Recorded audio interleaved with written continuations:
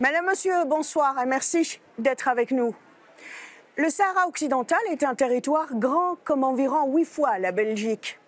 En 1976, l'Espagne, la puissance coloniale, se retire de la région et le territoire est alors annexé par deux pays frontaliers, la Mauritanie et le Maroc, avant que la Mauritanie ne se retire en 1979.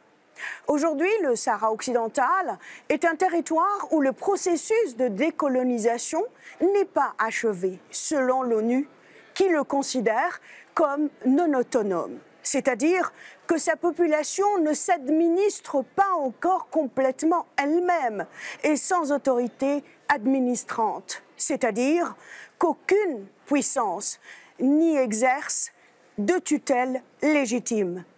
Il est de facto contrôlé à 80% par le Maroc et à 20% par le Front Polisario. La légitimité de la prise de contrôle de facto de la majorité du territoire par le Maroc n'est pas reconnue par l'ONU, qui ne reconnaît pas non plus la légitimité de la proclamation de la République arabe sahraoui démocratique en 1976 par le Front Polisario. Il faut dire que l'Union européenne assure une aide humanitaire régulière au peuple sahraoui réfugié en partie à Tindouf, au sud de l'Algérie. L'Union européenne qui a conclu un accord de pêche avec le Maroc et ensemble, ils commercialisent le poisson pêché dans les eaux richement poissonneuses du Sahara occidental. Stop, dira le 10 janvier dernier Melchior Watley, avocat général de la Cour de justice de l'Union européenne, qui a déclaré invalide l'accord de pêche signé entre le Maroc et l'Union européenne. Hey, s'écrient les défenseurs de droit international dénonçant le non-respect par l'Union européenne du droit international et de ses propres traités, en l'accusant de non-cohérence. La semaine dernière, des députés européens et des experts indépendants ont ouvert une discussion au Parlement européen à ce sujet. La semaine dernière aussi, l'Espagne pose un geste inédit, celui de déclarer publiquement adhérer à la solution marocaine du conflit du Sahara occidental. Et la semaine prochaine, une délégation de députés européens se rendra au camp des Sahraouis réfugiés à Tindouf, au sud de l'Algérie. Parmi eux, François Alfonsi, que j'aurai le plaisir de recevoir sur ce plateau dans un instant. J'accueillerai aussi Éric David, grand spécialiste du droit international et professeur émérite de droit de l'Université libre de Bruxelles. Professeur David, bonjour et merci de nous avoir rejoints. Monsieur Alfonsi, bonjour et merci d'être avec nous. Je poserai ma première question au professeur David.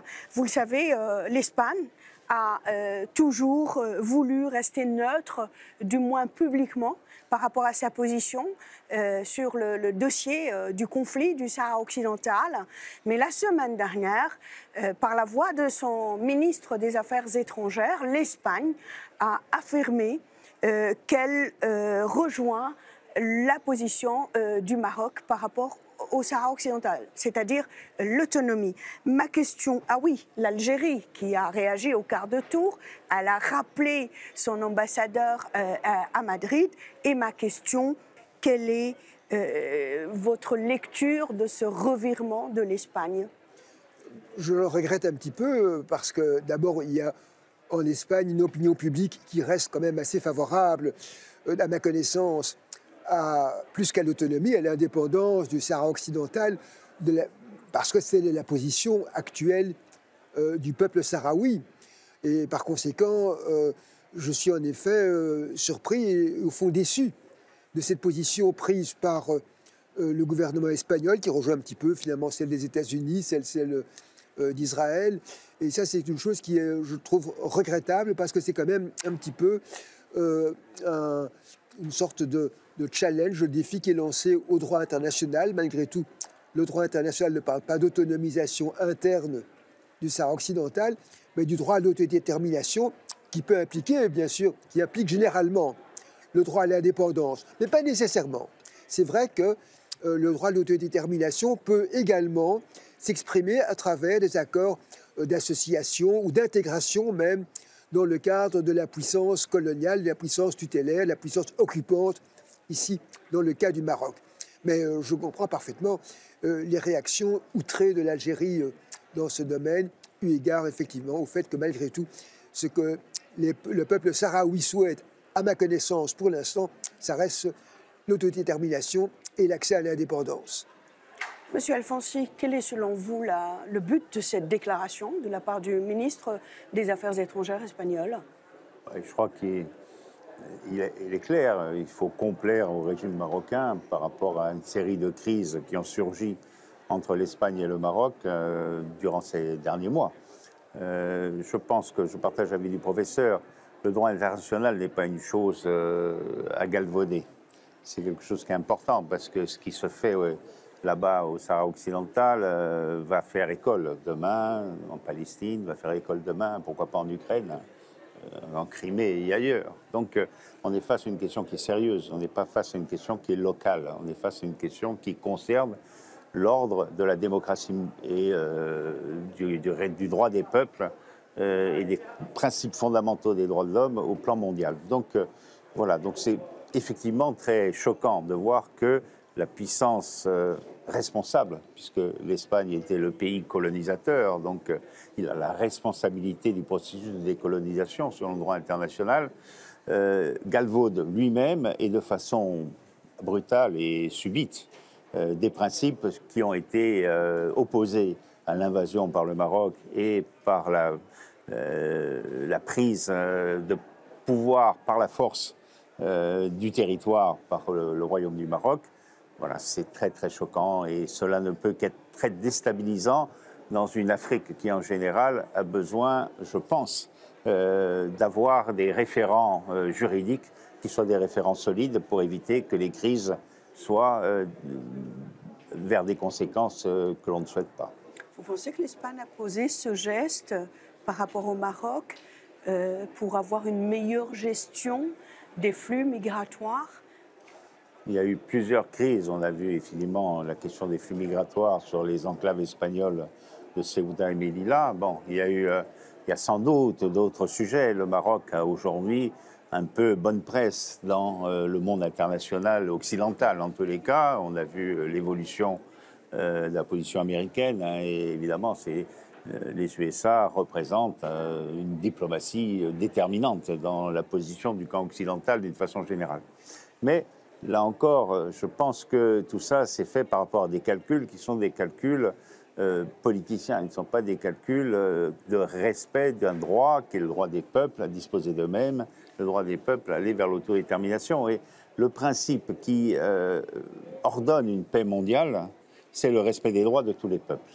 Et chaque précédent qui apparaît insignifiant parce que le Sahara occidental, imagine-t-on, c'est peu peuplé, c'est une situation de fait qui dure depuis plusieurs décennies, donc on a l'impression que c'est sans conséquence. Mais en réalité, je crains beaucoup les conséquences de ce type de décision et surtout de ce type de revirement. Car le revirement entame pas simplement la position, mais entame la confiance que l'on peut mettre dans ceux qui sont les garants de l'ordre international. Et ça a été donc ce qu'ont fait les États-Unis de Donald Trump. Bon, on était habitué à ce que Donald Trump ait des positions pas très orthodoxes. Venant de l'Espagne, c'est quand même plus surprenant. Car d'abord, l'Espagne, c'est un État de l'Union européenne, donc elle est tenue par le respect collectif que les 27 États doivent avoir pour maintenir eux-mêmes leur influence et la cohérence de l'union qu'ils forment. Hein, et le respect du droit international fait partie des éléments de cette cohérence. Alors, venons-en maintenant aux relations commerciales entre l'Union européenne et le Maroc. Professeur David, vous le savez, la Cour européenne de justice a déclaré invalide l'accord de pêche entre l'Union européenne et le Maroc. Pourquoi, à votre avis?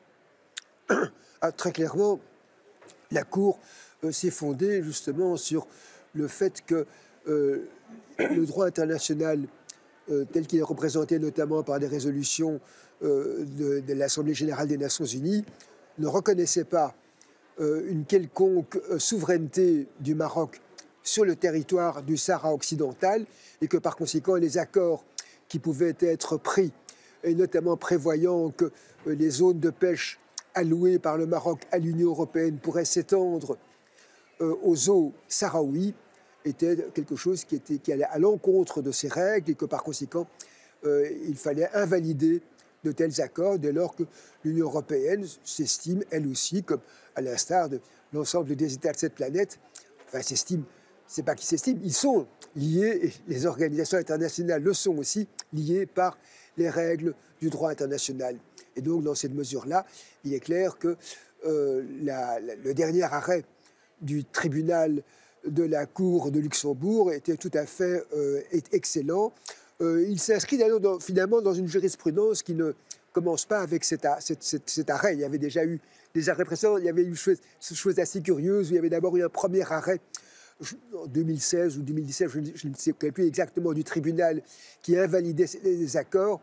La Cour avait ensuite annulé cet arrêt, mais au nom de règles qui finalement correspondaient parfaitement à ce que voulaient les Sahraouis, si bien que là où les Marocains ont d'abord dans un premier temps chanté victoire, ils se sont rendus compte que cette victoire était une victoire à la Pyrrhus et qu'en réalité la Cour allait dans le sens, mais avec d'autres arguments que ceux qui avaient été développés par le tribunal dans son arrêt.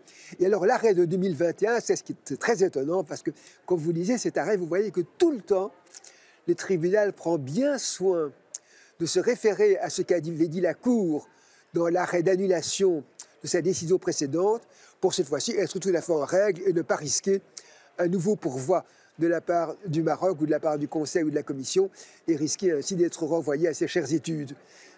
Donc, autrement dit, je dirais que finalement, le droit l'emporte. Ici, le droit triomphe, en tout cas par la parole des juges. Et alors, ce que je voudrais peut-être ajouter, c'est que, au fond, pour la reconnaissance de l'Espagne, votre question de tout à l'heure, la reconnaissance par l'Espagne de la solution relative à une forme d'autonomisation du Sahara occidental, il ne faut pas oublier que les pêcheurs espagnols utilisent abondamment les eaux sahraouies et qu'évidemment, eux, tout ce qui peut en quelque sorte faire avancer la cause économique, celle-là, de la pêche espagnole, je crois, doit jouer probablement un rôle dans l'esprit des dirigeants espagnols. Justement, j'ai besoin de savoir la portée de cet avis, de l'avis de l'avocat général de la Cour, qui est belge d'ailleurs, Melchior Watley. Tout à fait. La Commission européenne a introduit un recours, me semble-t-il, à cet avis, à cette décision. Mais qu'en est-il du terrain? C'est-à-dire concrètement, est-ce qu'on a suspendu la pêche dans les eaux du Sahara occidental, monsieur le député? C'est-à-dire, à partir du moment où l'accord, je n'ai pas d'informations précises sur la façon où je ne suis pas dans les commissions compétentes. Je l'étais lors d'un précédent mandat en commission du budget, mais je ne le suis plus. En tous les cas, à partir du moment où la Cour de justice a déclaré que cet accord était illégal, cet accord ne peut plus être appliqué, y compris les paiements, puisque quand un paiement a lieu par la Commission au nom de l'Union européenne, c'est sur la base d'une délibération conforme du Conseil, soit du Parlement, soit conforme entre les deux. Donc cette délibération est tombée, donc elle n'existe plus. Donc les paiements sont obligés de s'arrêter. Est-ce que la pêche s'arrête pour autant? Ça, je ne suis pas sur le terrain pour le vérifier. Mais l'indemnisation et donc le fait, politique qui consistait à accepter de tordre le bras aux réalités du droit international pour favoriser des accords économiques et politiques avec le Maroc, puisque l'Europe participe aussi de considérer que la situation doit évoluer dans le sens du royaume marocain. Ne soyons pas naïfs, on voit bien quelle est... si vous voulez, nous, notre commission du budget avait annulé ce volet des accords de pêche qui était proposé par la Commission en raison de l'infraction au droit international il y a 10 ans. Bon. Cette année, quel était l'argument? C'est que le règlement prévoit que ce soit les populations locales qui bénéficient des retombées de ces accords et qu'il n'apparaissait pas, compte tenu de la situation de droit du territoire, que ces retombées seraient véritablement effectuées dans le sens qui était demandé par la délibération du Parlement. Donc, là, on a réussi à attribuer les droits en disant mais on a consulté, on a vu X, Y, Z, enfin une consultation qui n'avait pas de consistance démocratique et qui était de simple façade. Mais ce n'était pas dans le mandat où j'étais précédemment, ce n'était pas dans le mandat actuel, c'était dans le mandat précédent. Et cette présentation d'un argument de façade a sans doute satisfait ou dupé les députés qui ont finalement pas accepté que cet accord soit signé. Et c'est donc les juges qui sont venus, c'est quand même un peu la vertu de l'Union européenne, c'est que ça reste une démocratie où l'équilibre des pouvoirs est quand même respecté, la séparation des pouvoirs est respectée. Et donc les juges ont dit non, tout ça ne va pas, tout ça c'était une argumentation spécieuse et ça n'avait rien à voir avec l'application du droit international, donc ils font tomber l'accord. Quand l'accord tombe, au moins les paiements tombent. C'est-à-dire qu'il n'y a plus un payeur qui peut payer sans base juridique. Donc quand la base juridique est tombée, l'argent tombe. Est-ce que pour autant les pêcheurs espagnols ou européens en général, parce qu'il y a aussi quelques Français et certainement d'autres nations européennes qui vont pêcher dans ces eaux qui sont poissonneuses et qui sont recherchées, ça, il faudrait être sur le terrain pour le vérifier. Ça, je ne le sais pas. Mais voilà, donc de toute façon, il y a le grain de sable juridique nécessaire pour dire attention, quand vous touchez au droit international et notamment au droit des peuples à disposer d'eux-mêmes, vous ouvrez la porte à des situations qui vont demain être particulièrement beaucoup plus graves parce que ça ne passera pas dans le désert du Sahara. Ça se passera au cœur de l'Europe, ça se passera aux portes de l'Europe, ça se passera dans un endroit du monde où il y aura des enjeux de paix mondiale qui seront menacés. Et donc voilà, c'est cela qu'il faut avoir à l'esprit et je crois que la philosophie que nous devons porter au Parlement européen, c'est qu'il ne peut pas y avoir de solution au Sahara occidental sans impliquer les parties prenantes. Les solutions, toutes sont bonnes à partir du moment où elles sont acceptées par les parties prenantes, c'est-à-dire les États du voisinage, et c'est-à-dire les représentants du peuple sahraoui tels qu'ils ont été reconnus par l'Organisation des Nations Unies. Alors justement, je suppose comme moi, la semaine dernière, vous avez suivi une discussion au Parlement européen entre des députés européens qui représentaient un certain nombre de commissions, notamment la commission droit, la commission INTA. Il y a eu aussi des experts indépendants, mais force était de constater que la Commission européenne a brillé par son absence. Comment vous l'expliquez l'un ou l'autre, monsieur? Je pense que monsieur, le message vous est êtes clair. mieux placé que moi pour en parler. Il y a un proverbe bien simple qui dit « qui ne dit mot consent ». Voilà. Voilà. Donc aujourd'hui, on est clairement avec une Commission européenne qui consent aux entorses qui sont actuellement, qui sont depuis fort longtemps menées par le Maroc, puisque l'invasion a été illégale au plan international de façon claire et nette, les implantations qui ont suivi, le développement d'une activité économique directement pilotée depuis le Maroc sur le territoire, tout le recul des lignes de démarcation et la prise sous contrôle de 80% au moins du territoire du Sahara occidental, tout ça forme des actions de force qui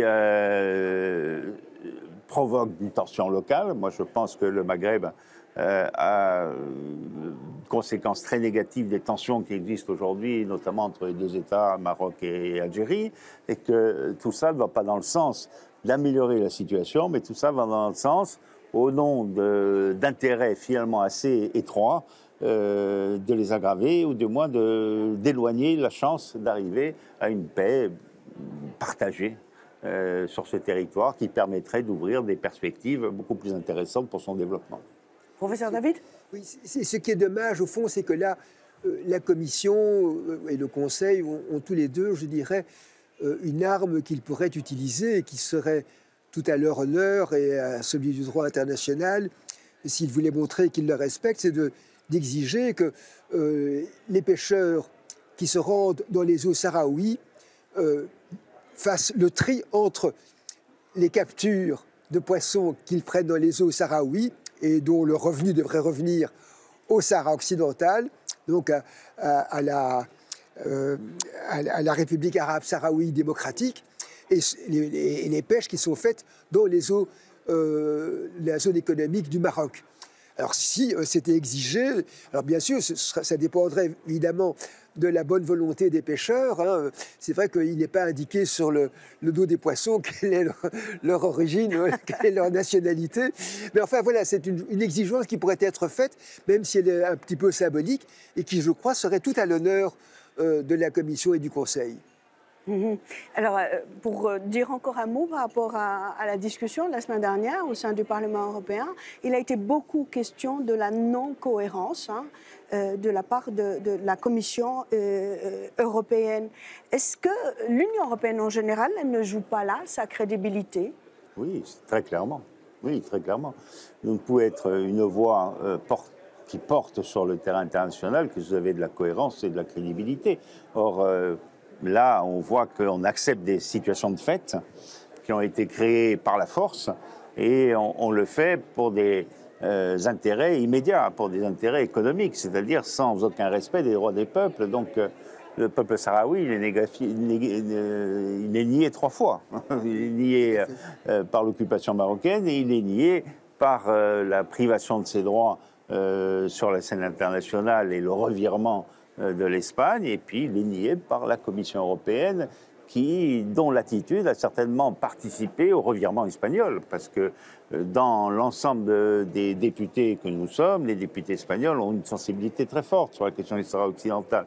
Ils savent la responsabilité de leur pays dans la décolonisation, et ils souhaitent que les choses se déroulent dans l'ordre tel qu'il est défini par le droit international. Et aujourd'hui, le revirement de l'État espagnol, je pense qu'il est plus une conséquence de l'attitude européenne que le contraire. Malheureusement, nous sommes en régression par rapport au respect des valeurs démocratiques. Alors, je voudrais ajouter, c'est d'autant plus dommage qu'à l'heure où nous vivons pour l'instant une violation tellement flagrante du droit international avec ce qui se passe en Ukraine, c'est l'occasion ou jamais pour l'Europe de montrer son attachement à des valeurs juridiques, telles que le respect du droit des peuples à disposer d'eux-mêmes et des conséquences qu'entraîne le respect de ces règles.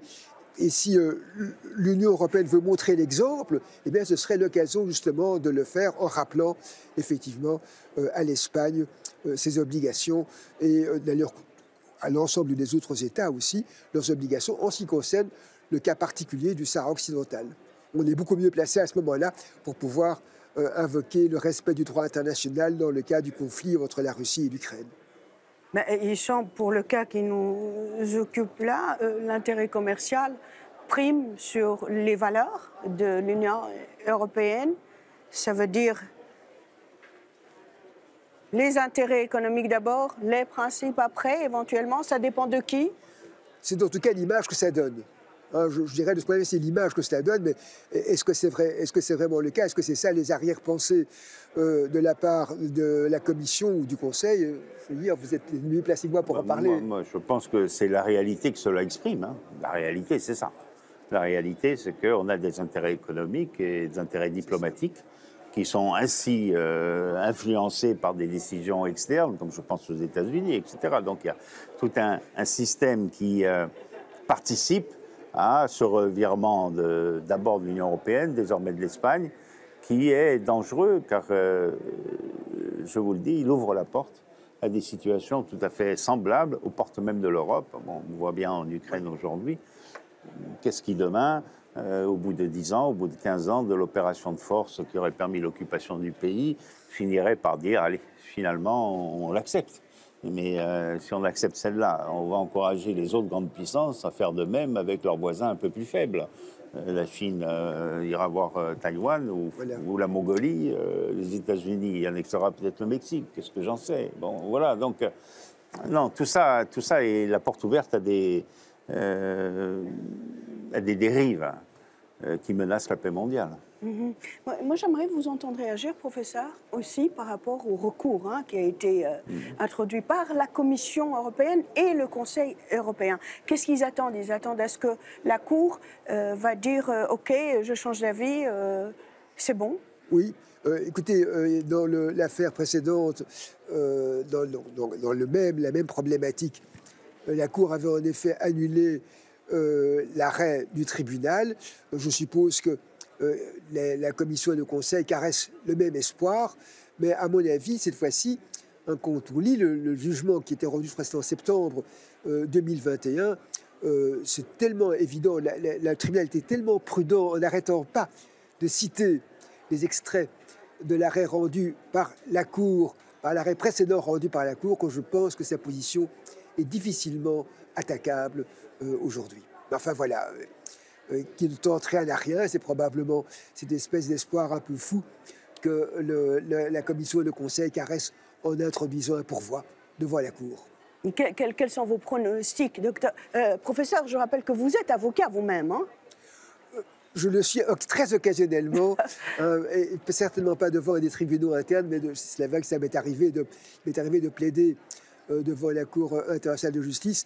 C'est arrivé assez rarement, mais ça m'est arrivé.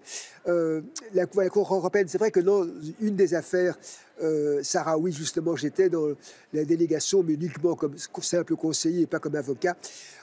Mais ce qui est clair, c'est que moi, j'ai le sentiment que l'arrêt rendu par le tribunal, le dernier arrêt de 2021, est très solidement appuyé, très solidement charpenté, très solidement, je dirais, fondé sur l'arrêt précédent qui avait été rendu par la Cour, où celle-ci, en quelque sorte, annulait, pour des raisons finalement très juridiques, l'arrêt rendu précédemment, alors je pense en 2016 ou 2017, par le tribunal, et que cette fois-ci, le tribunal, le chat échaudé a peur de l'eau froide, hein, comme vous savez. Et donc, cette fois-ci, je pense que le tribunal a été suffisamment prudent pour éviter tout retour de manivelle. D'accord, très bien. Des députés européens, hein, ou le Parlement européen, a été rejoint par ce qu'on appelle l'initiative citoyenne, hein, qui verse un peu dans le sens des eurodéputés par rapport à cette affaire. Dans quelle mesure cette initiative européenne va influencer sur le futur des relations les relations surtout commerciales entre le Maroc et l'Union européenne? Actuellement, il y a une situation de fait qui consent des relations commerciales aux conditions du Maroc. Moi, je suis pour qu'il y ait des relations commerciales avec le Maroc, bien évidemment, mais je souhaite qu'elles se fassent aux conditions du droit international, aux conditions de l'Europe. Voilà, c'est ça qui compte. Nous sommes, je pense, dans un combat politique en réalité. Ce combat politique a permis au Maroc d'engranger des soutiens, y compris Israël, y compris les États-Unis, désormais l'Union européenne. Je pense que cet appel, c'est un geste politique. Je partage l'avis du professeur. Je pense que la Cour de justice européenne confirmera son jugement, mais ça permet de lancer un message au roi du Maroc qui consiste à dire « Regardez, on n'est pas content, on veut aller dans votre sens ». Je pense que c'est une gesticulation politique plus qu'une véritable prise de conscience. Bon, alors, la décision de la Cour de justice s'imposera et elle forcera bien la Commission à réviser son jugement, au moins sur ce dossier-là. Bon, et c'est ça qu'il faut faire. Il faut s'accrocher au droit et nous, députés européens qui sommes favorables à cela, faire en sorte qu'il y ait le soutien politique, même si nous ne sommes pas soutenus par les chefs d'État. Bon, le chef d'État qui était aujourd'hui le plus engagé, et donc le Premier ministre espagnol, a pris la position que l'on a vue récemment. Cela affaiblit, bien sûr. Maintenant, il y a une forte opposition qui s'exprime en Espagne, dans les différentes couches politiques, et il faudra bien que tout cela pèse aussi. Mais je crois que ce qu'il faut faire maintenant, et nous allons nous rendre d'ailleurs en Algérie, dans le camp Tindouf, la semaine prochaine, à quelques députés européens.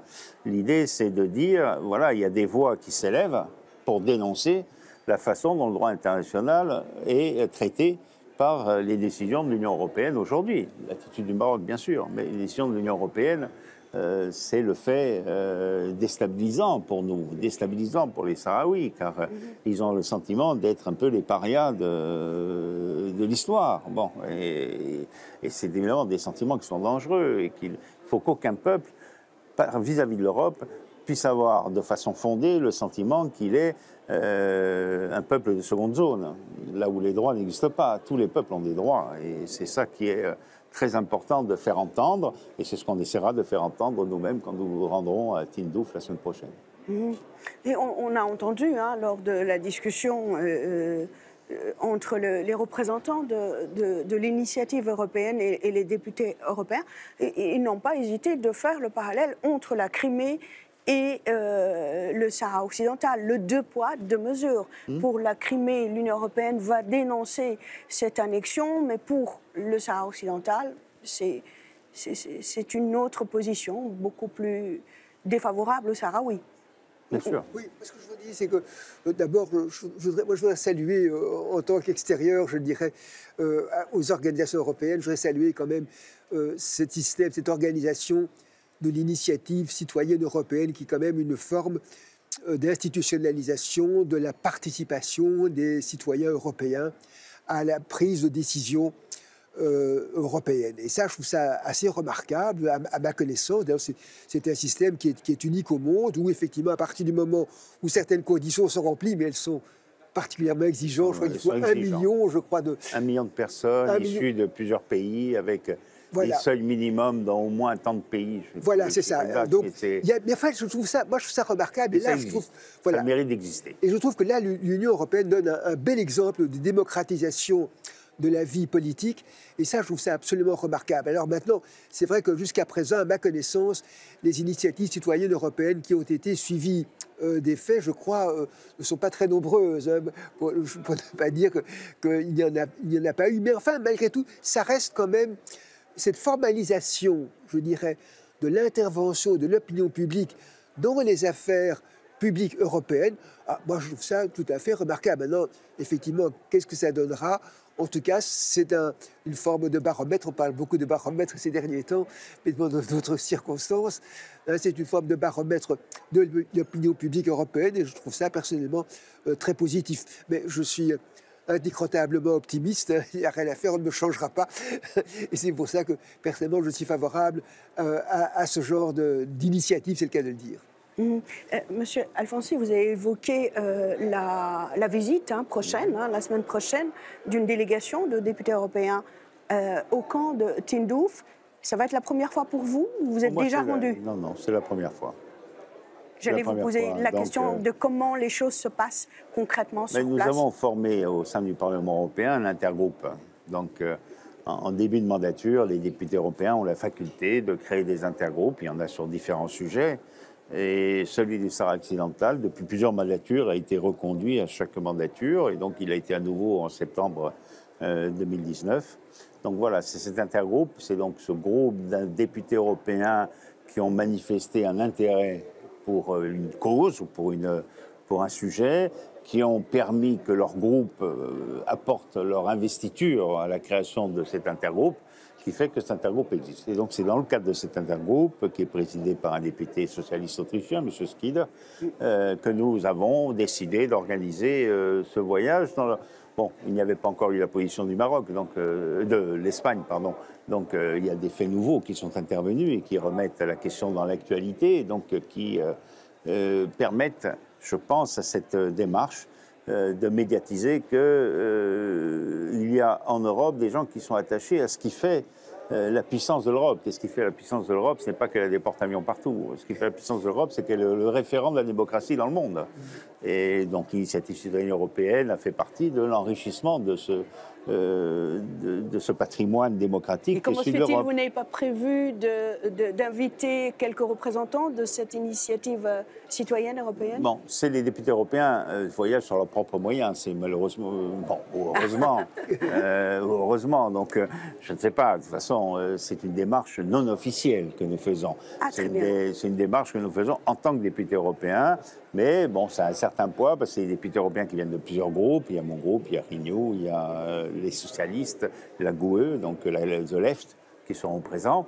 Et puis qui ensuite, évidemment, lance un message à la fois aux Sahraouis, dire qu'il y a en Europe des gens qui continuent à les soutenir, et aussi à la Commission européenne. Nous ne sommes pas d'accord avec vos façons de faire. Voilà, et la politique est faite de ça, est faite de gestes et de témoignages. Aide humanitaire.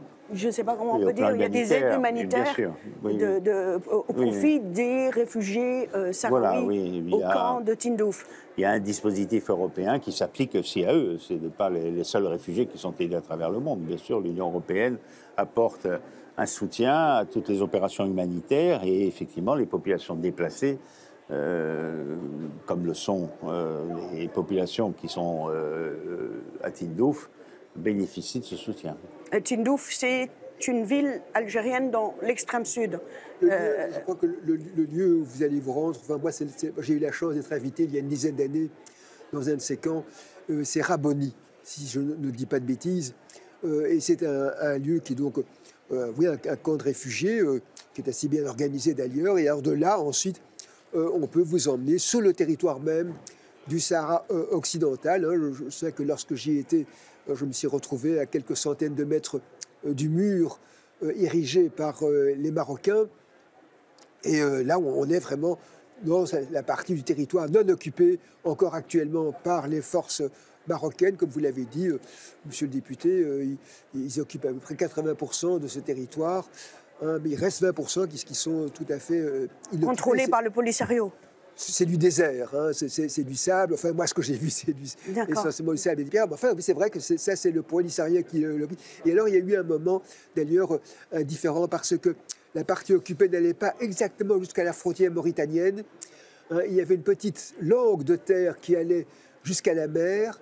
Et il y a eu à ce moment-là je crois, des escarmouches armées entre les forces sahraouies et les forces marocaines. Mais en tout cas, ce qui est très clair, moi, ce qui m'a frappé quand j'y avais été, c'est à quel point les jeunes vraiment trouvent cette situation insupportable. Et les jeunes, eux, ils veulent en découdre. Hein, vraiment militairement, par les armes. Hein, c'est jamais une bonne solution. Hein, comme disait Benjamin Franklin, une mauvaise paix vaut toujours mieux qu'une bonne guerre. Mais enfin, ceci dit, je comprends ce sentiment de révolte devant l'impuissance, effectivement, à laquelle ils sont confrontés à l'égard de cette situation d'occupation qui dure maintenant depuis 1975. Monsieur le député, le témoignage que nous livre à l'instant le professeur David est très important. Ce conflit dure et perdure depuis plus de 40 ans. Il ne trouve pas de compromis, une solution qui plaît à toutes les parties. La solution, elle ne peut venir que des dialogues qui peuvent s'établir entre les parties et des parrains qui peuvent, comme l'Union européenne, faciliter ces dialogues en ouvrant des tables de discussion et en proposant un appui diplomatique neutre. Voilà, le problème, c'est que l'Europe aujourd'hui est en train de perdre son aura de neutralité. Elle rentre dans une stratégie qui consiste à entériner le fait accompli marocain. Je le répète, c'est une stratégie dangereuse pour l'Europe elle-même. Hein. Donc, quand on va là-bas, on va bien sûr défendre la liberté d'un peuple qui en est privé, mais on va aussi défendre des principes qui garantissent la liberté aux portes de l'Europe et peut-être même à l'intérieur de l'Union européenne demain.